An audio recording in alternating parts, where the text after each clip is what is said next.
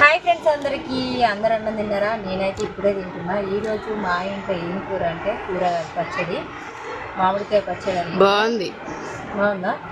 అయితే ఈ పచ్చడి ఇట్లా పెట్టుకొని ఇప్పుడే తినొద్దు, 3 రోజుల తర్వాత నిల్వ పెట్టుకొని ఊరిన తర్వాత తింటే మస్తు టేస్ట్ ఉంటుంది. మేమైతే ఈ సంవత్సరం ఫస్ట్ టైం అన్నమాట. ఈరోజే ఇంతవరకు ఎవరైనా పెట్టిరా లేదా కామెంట్ చేయండి. మామిడికాయ పచ్చడి మేమైతే పెట్టినాం. మరి దీన్ని ఏం పచ్చడి అంటే వీళ్ళాక జీడి పచ్చడి. జీడి వేసిన పోయింది మరి. జీడిగా ఉన్నప్పుడు పచ్చడి పెట్టడం